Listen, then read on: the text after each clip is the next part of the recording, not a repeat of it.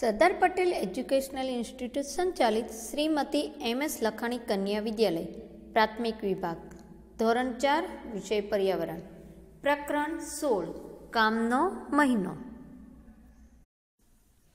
બાળકો, આપણી આસપાસ વિવિધ પ્રકારના પ્રાણીઓ જોવા મળે છે.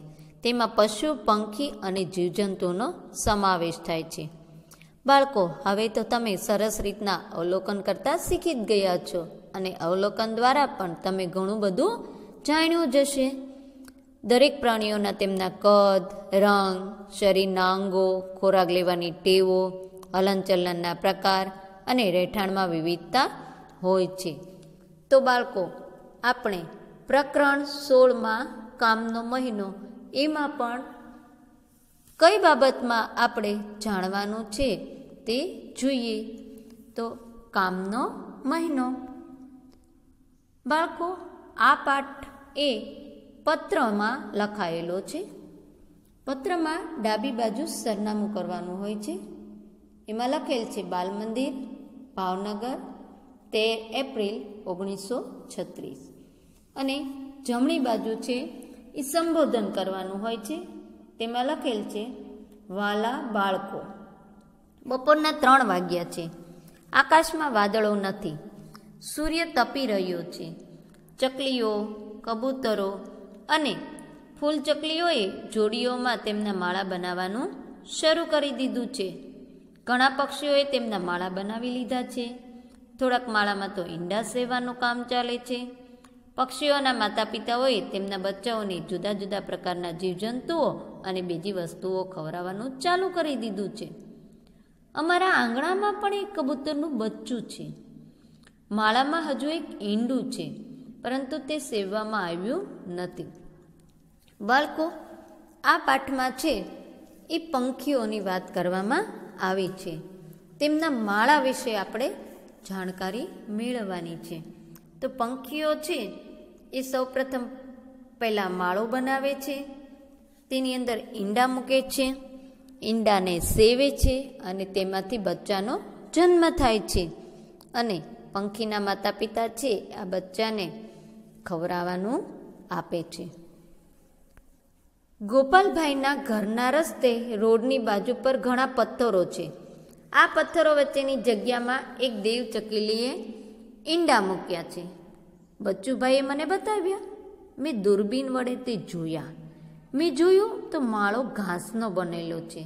તેની ટોચ ઉપર નરમ ડાળીઓ, મૂળ, ઊન, વાળ અને પીંજેલું રૂ હતા.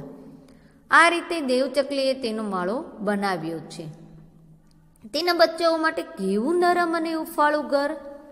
દેવચકલી કાગડા જેવી નથી. કાગડાનો માળો બધા પ્રકારની વસ્તુઓથી બનેલો હોય છે, તાર અને લાકડાનો પણ. મેં દેવચકલીના માળામાં બચ્ચું પણ જોયું.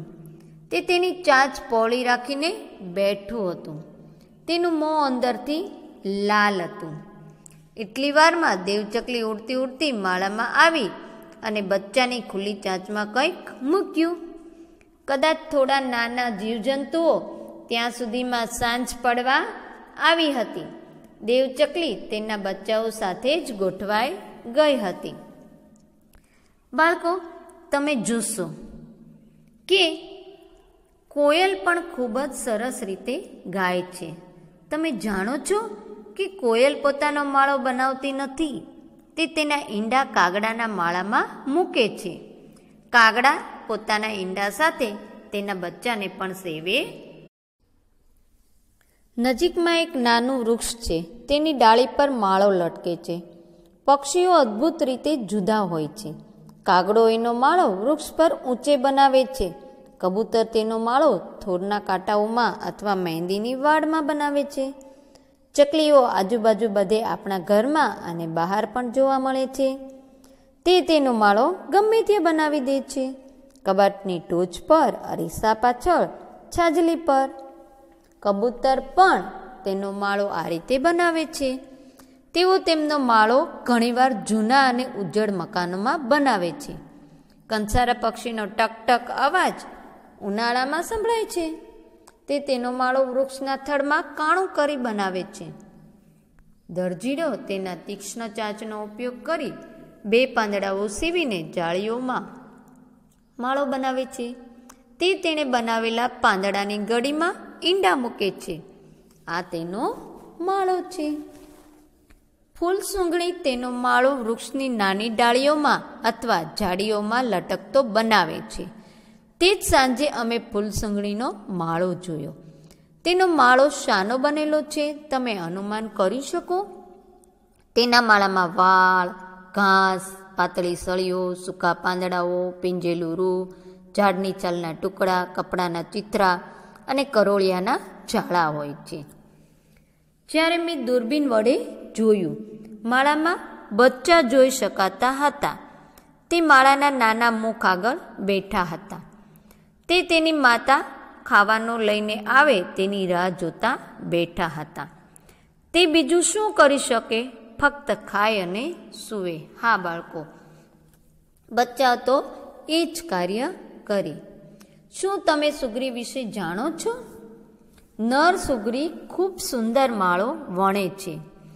માદા સુગરી બધા માળાઓ જુએ છે અને બધાથી સારો માળો પસંદ કરી અને તેમાં ઈંડા મૂકવાનો નિર્ણય કરે છે. બધા પક્ષીઓ આ દિવસોમાં ખૂબ જ વ્યસ્ત છે. પહેલું સોપાન માળા બનાવવાનું અને ફક્ત ઈંડા મૂકવાનું. આટલા બધા પ્રયત્નોથી બનાવેલા માળામાં બચ્ચાઓને ઉછેરવા એ ખૂબ જ મુશ્કેલ છે. હા બાળકો, માળો બનાવવો અને તેમાં બચ્ચાઓને ઉછેરવાનું કાર્ય ખૂબ જ કઠણ છે અને મુશ્કેલ પણ છે. પક્ષીઓ માટે કેટલાક માણસો અને બીજા પ્રાણીઓ દુશ્મનો જેવા પણ હોય છે. કાગડાઓ અને ખિસકોલીઓ, બિલાડીઓ અને ઉંદરો, આ બધા ઈંડા ચોરી કરવાની તકો શોધતા હોય છે. ઘણીવાર તે માળા તોડી પણ નાખે છે. પોતાની જાતને મુશ્કેલીથી બચાવવા, ખાવાની શોધમાં, માળો બનાવવા, ઈંડાઓ સેવવા અને બચ્ચાઓને સાવચેતીથી ઉછેરવા વગેરે દરેક પક્ષી માટે કસોટી જેવું છે. છતાંય પક્ષીઓ કેવા આનંદ સાથે ગાય છે અને તેમની પાંખો ફેલાવી ઉડે છે. આ બધા માટે તેમને સલામ. લિખિતન છે તમારા ગીજુભાઈના આશીર્વાદ. બાળકો, આ છે ગીજુભાઈ. ગીજુભાઈ ખૂબ જ બધાની બાળ વાર્તાઓ લખી છે. તમે પણ તેમની ઘણી બધી વાર્તાઓ સાંભળી હશે. બાળકો, અહીં ઘણા બધા પંખીઓ આપણને જોવા મળે છે. આપણે જોયું કે ગીજુભાઈએ આ પત્ર કેટલા વર્ષો પહેલાં લખ્યો હતો? તો કે આપણે જ્યારે પાઠની શરૂઆત કરી ત્યારે સરનામું અને એમાં તારીખ અને વર્ષ હતા. તો તેમાં હતું 13 એપ્રિલ 1936. તો આપણે અત્યારે જોઈએ તો 84 વર્ષ પહેલાં છે એ ગીજુભાઈએ આ પત્ર લખેલો હતો. અહીં ઘણા પક્ષીઓની વાત આવે છે. તમે એમાંથી કયા પક્ષીઓ જોયા છે? તો કે કબૂતર, કાગડો, કોયલ, દેવચકલી, ફૂલચકલી વગેરે પક્ષીઓને તમે જોયા છે. બીજા કેટલાક પક્ષીઓ તમે જોયા છે? ક્યાં? તો કે આ સિવાયના પણ આપણે મોર, પોપટ, કાબર, કૂકડો, બતક વગેરે પક્ષીઓ જોયા હોય છે. તમે પક્ષીઓનો માળો જોયો છે? તમે તે ક્યાં જોયો છે? હા બાળકો, પક્ષીઓનો માળો તમે જોયો હશે. તમારા ઘરમાં, બાલ્કનીમાં અથવા તો આંગણામાં ઝાડ પર. તમારું મનપસંદ પક્ષી કયો છે બાળકો? તે કેવી રીતે ઉડે છે અને કેવો અવાજ કરે છે? તે તમે એનો અભિનય કરશો. આ પક્ષી કયું છે? માથે મુગુટ છે અને પૂંછડીમાં સિક્કાઓ, ટોચથી પૂંછડી સુધી ખૂબ જ ભૂરા પટ્ટાઓ. બોલો, આ પક્ષી કોણ છે? ચાલો તમને એક ચાવી આપું. તે આપણું રાષ્ટ્રીય પક્ષી છે. હવે સમજાયું બાળકો? આ પક્ષી છે મોર. બાળકો, મોર છે એ ખૂબ જ સુંદર મજાનું પક્ષી છે. તમારા ઘરની આસપાસ કોઈ માળો તમે જોયો હશે. બાળકો, તમારે એ માળાનું અવલોકન કરવાનું છે અને નીચેની વસ્તુઓ છે, નીચેના પ્રશ્નો છે તે તમારે માળા દ્વારા તેનું અવલોકન કરતા જવાનું છે. માળો ક્યાં બનાવ્યો છે? બાળકો, તમારે જોવાનું છે કે તમારા ઘરની આસપાસ, બાલ્કનીમાં કે ઝાડ પર કઈ જગ્યાએ માળો બનાવેલો છે. માળો શેનો બનાવેલો છે? તો માળો સળેખડા, સૂકા પાન, રૂ, ઊન વગેરે વસ્તુઓનો બનાવેલો છે. એ તમારે જોવાનું છે. માળો તૈયાર છે કે હજુ પક્ષી તે બનાવી રહ્યું છે? બાળકો, આ બધું તમે રોજે રોજ તેનું નિરીક્ષણ કરશો, તેના દ્વારા તમને ખ્યાલ આવે છે કે માળો તૈયાર થઈ ગયો છે કે હજુ બનાવવાનો બાકી છે. શું તમે ઓળખી શકો તે માળો કયા પક્ષીનો છે? બાળકો, જે માળો બનાવતું હોય તે પક્ષી વારંવાર ત્યાં આવતું હોય છે. તેના દ્વારા ખ્યાલ આવી જાય કે આ પક્ષીનો માળો છે. પક્ષી માળામાં કઈ કઈ વસ્તુઓ લાવે છે? જેમ કે હમણાં જ આપણે જોયું, રૂ, સળેખડા, સૂકા પાન, કાપડના ટુકડા, ઊન, દોરા વગેરે વસ્તુઓ લાવે છે. માળામાં કોઈ પક્ષી બેઠું છે? તો કે જ્યારે ઈંડા મૂકવાનો સમય થાય ત્યારે માળામાં પક્ષી બેસે છે. આપણે જુઓ કે આ રીતના જુદી જુદી વસ્તુઓ લાવી અને પક્ષી છે એ માળો બનાવે છે અને તેની અંદર ઈંડા મૂકે છે. તમે માળામાં ચીંચી જેવો અવાજ સાંભળી શકો છો? જ્યારે માળામાં બચ્ચું છે એ આવવાનું હોય છે. પક્ષી ઈંડા સેવી લે, પછી ઈંડામાંથી બચ્ચું નીકળે છે, ત્યારે ધીમે ધીમે ચી ચી એવો અવાજ આપણને સંભળાય છે. જો માળામાં બચ્ચાઓ છે તો બચ્ચાના મા બાપ તેમના ખાવા માટે શું શું લાવી રહ્યા છે? તો કે નાના નાના જીવજંતુઓ, ઈયળો વગેરે લાવી અને તે બચ્ચાને આપે છે.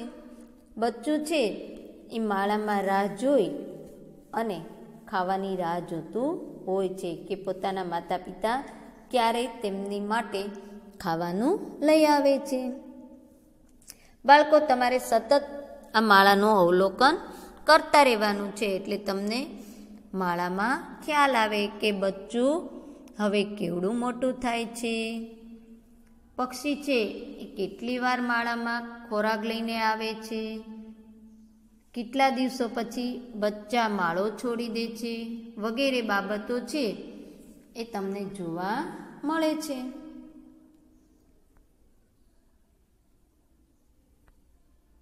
બચ્ચું મોટું થઈ જાય છે અને મોટું થઈ ગયા પછી તે માળો છોડી દે છે અને ધીમે ધીમે ઉડતા શીખી જાય છે.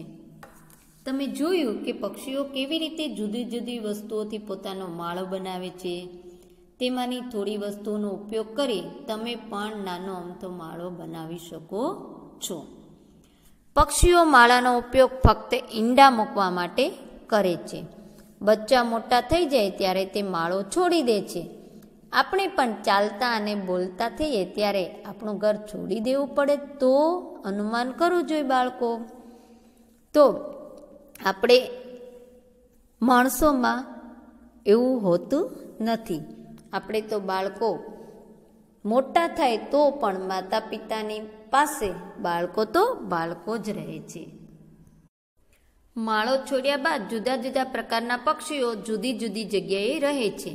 કેટલાક વૃક્ષ પર, કેટલાક પાણીમાં અથવા પાણીની નજીક અને કેટલાક જમીન પર.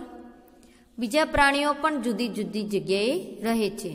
જમીન પર, જમીનની અંદર, પાણીમાં અને વૃક્ષ પર. બાળકો, હવે આપણે જોઈએ પક્ષીના પંજા.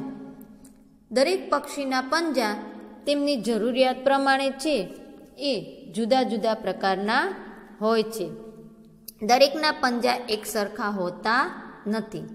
પંજાના ઉપયોગની દ્રષ્ટિએ તેમાં વિવિધતા આપણને જોવા મળે છે. કેટલાક પક્ષીઓના પંજા આંગળીઓની જેમ જુદા જુદા છે, જ્યારે કેટલાક પક્ષીના પંજા આંગળીમાં ચામડી સાથે જોડાયેલા હોય છે. લાંબા અને પાતળા પંજા. જાળીવાળા પગ. બતક અને પેંગ્વિન જેવા પક્ષીઓને તરવા માટે જાળીદાર પગ હોય છે. તીક્ષ્ણ અને ધારદાર વળાંકવાળા પગ તો કે ગીધ અને સાંભળીના હોય છે. તીક્ષ્ણ આંગળીવાળા પગ. જમીનની અંદરથી દાણા અને કીટકો શોધવા માટે પગની આંગળીઓ તીક્ષ્ણ હોય છે. હવે આપણે જોઈએ પક્ષીની ચાંચ. દરેક પક્ષીના ખોરાક પ્રમાણે જુદા જુદા પ્રકારની ચાંચ આપણને જોવા મળે છે. વિવિધ પ્રકારની ચાંચ તો કે વળેલી તીક્ષ્ણ ચાંચ. કેટલાક પક્ષીઓ અન્ય પશુ પક્ષીઓનું માંસ ખાતા હોય છે, એટલે તેમની ચાંચ એકદમ વળેલી અને ધારદાર હોય છે. પક્ષીઓની ખોરાક લેવાની વિવિધ ટેવો, જેમ કે અનાજના દાણા ચણવા, જીવજંતુઓ ખાવા, ફળો ખાવા અને અન્ય જીવો પણ પક્ષીઓ છે એ ખાય છે, એટલા માટે તેમની ચાંચ છે એ આપણને જુદા જુદા પ્રકારની જોવા મળે છે. વિવિધ પ્રકારની ચાંચ તો કે કોઈકની ચાંચ નાની, ટૂંકી અને સખત હોય છે. કેટલાક પક્ષીઓ અનાજ અને દાણા ખાતા હોય છે, તેની ચાંચ ટૂંકી અને સખત હોય છે. પક્ષીઓના વિવિધ ખોરાક. અમુક પંખી છે એ ફૂલોમાંથી રસ ચૂસે છે, જ્યારે બીજા પક્ષી છે એ છીછરા પાણી અને કાદવમાંથી નાના જીવજંતુઓ શોધે છે. કોઈક પક્ષી તો ઝાડના થડ અને લાકડામાં કાણો પાડે છે, એટલે તેમની ચાંચ એ રીતની મજબૂત આપણને જોવા મળે છે. વિવિધ પ્રકારની ચાંચમાં તીક્ષ્ણ અને અણીદાર ચાંચ. પ્રાણીઓના દાંત. તમે જોયું કે પ્રાણીઓને જુદા જુદા પ્રકારના દાંત હોય છે. ગાયના આગળના દાંત ઘાસ કાપવા માટે હોય છે. બાજુ પરના દાંત ઘાસ ચાવવા માટે મોટા અને સપાટ હોય છે. બિલાડીના દાંત માંસ ફાડવા અને કાપવા માટે તીક્ષ્ણ હોય છે. સાપને વાંકા તીક્ષ્ણ દાંત હોય છે, પરંતુ તે પોતાનો ખોરાક ચાવતા નથી. સાપ પોતાનો ખોરાક આખો જ ગળી જાય છે. ખિસકોલીના આગળના દાંત જીવન પર્યંત વધ્યા કરે છે.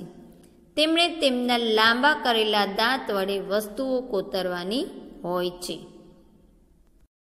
બાળકો, તમારા પોતાના દાંત વિશે શોધી કાઢો અને લખો. તમારી ઉંમર તો કે તમારી ઉંમર 9 કે 10 વર્ષ આસપાસ હશે. તમારા દાંત કેટલા છે? તો કે તમારે લગભગ 12 કે 15 અથવા તો તેનાથી વધારે દાંત હશે. તમારા કોઈ દાંત તૂટી અથવા પડી ગયા છે? કેટલા? તો કે હા, અત્યાર સુધીમાં તમારે કદાચ 4-5 દાંત છે એ પડી ગયેલા હશે. તેમના કેટલા નવા દાંત આવ્યા છે? તો કે જે કંઈ દાંત પડી ગયા છે તેની જગ્યાએ નવા દાંત આવેલા છે. તમારા કેટલા દૂધિયા દાંત પડી ગયેલા છે, પરંતુ તેની જગ્યાએ નવા દાંત આવ્યા નથી? તો કે મારા ઉપરના 2 અને નીચેના 2 દાંત પડી ગયા છે અને તે બધા જ આવી ગયા છે. હવે દાંત વિશે આપણે વધારે જોઈએ. તમારા મિત્રના દાંત જુઓ. શું તે જુદા પ્રકારના દાંત છે? તમારા દાંત અને તમારા મિત્રના દાંતમાં તમને તફાવત જોવા મળશે. આ બંને દાંતમાં તફાવત તમે જોઈ શકો છો. આગળનો દાંત છે એ પાતળો હોય છે, જ્યારે પાછળનો દાંત છે એ પહોળો હોય છે, જેને આપણે દાઢ કહીએ છીએ. જો તમારે આગળના દાંત ન હોય તો તમે જામફળ કેવી રીતે ખાઓ છો? જો બાળકો, આગળના દાંત છે એ કાપવાના દાંત હોય છે, એટલે આપણે તેનાથી જામફળ ખાઈ શકીએ છીએ. તમારે આગળના દાંત છે પરંતુ પાછળના એક પણ દાંત નથી, તમે રોટલી કેવી રીતે ખાઈ શકો બાળકો? હા બાળકો, આગળના દાંત છે એ કાપવા માટેના હોય છે, જ્યારે પાછળના દાંત એટલે કે દાઢ છે એ ચાવવા માટેના હોય છે. જો તમારે એ દાંત ન હોય તો તમે રોટલી છે એ વ્યવસ્થિત રીતે ચાવી શકો નહીં, અને ચાવ્યા વગર જ આપણે પેટમાં ઉતારી દેવી પડે છે. તમારા મોંમાં એક પણ દાંત નથી, તમે કેવા પ્રકારની વસ્તુઓ ખાઈ શકશો? જો મોંમાં એક પણ દાંત ન હોય ત્યારે પ્રવાહી વસ્તુ અથવા તો પોચી હોય એવી વસ્તુ છે એ ખાઈ શકાય છે. ઘરડા માણસો પાસેથી જાણો, તેઓને દાંત હોતા નથી, તેઓ કેવા પ્રકારની વસ્તુઓ ખાઈ શકતા નથી? જો બાળકો અને ઘરડા, જે બાળકો નાના છે ને જેમને દાંત હજુ આવ્યા નથી એ પ્રવાહી ખોરાક ખાય છે, જ્યારે ઘરડા લોકો છે તેમના દરેક દાંત પડી ગયેલા છે, તેઓ શીંગ, ચણા, સલાડ, કઠણ ફળો વગેરે છે એ ખાઈ શકતા નથી. તમારા વિસ્તારમાં સામાન્ય રીતે દેખાતા પક્ષીનું ચિત્ર દોરો, તેમના શરીરના ભાગોનો પણ નિર્દેશ કરો. બાળકો, અહીં મેં કબૂતરનું ચિત્ર લીધું છે. તેની ચાંચ, આંખ, ડોક, પાંખ, પીંછા અને પગ છે એ તમને બતાવ્યા છે. તમે કોઈ પણ પક્ષીનું ચિત્ર દોરી અને આ રીતે તેમના શરીરના ભાગો છે તેમને બતાવો અને તેમનું નામ લખો. આ રીતના છે તમે પ્રવૃત્તિ કરી શકો છો, અને સાથે સાથે તે પક્ષીનું નિરીક્ષણ પણ તમને થઈ જાય છે, અને આ રીતના અવલોકન દ્વારા તમે તે પક્ષીને સારી રીતના ઓળખી શકો છો. બાળકો, આપણે આ પાઠમાં જોયું કે પક્ષીઓ વિશે, પક્ષીઓનું અવલોકન કર્યું, તેઓ કઈ રીતે માળો બનાવે છે, માળામાં ઈંડા રાખે છે, બચ્ચાઓ જન્મે છે, અને બચ્ચાઓ મોટા થાય એટલે તેઓ માળામાંથી ઉડી જાય છે અને પોતે સુરક્ષિત રીતે રહે છે. તો આ દરેક વાત છે એ આપણે અહીં જોઈ. તો બાળકો, તમને કેવું લાગ્યું? મજા આવી ને? તો આવજો બાળકો.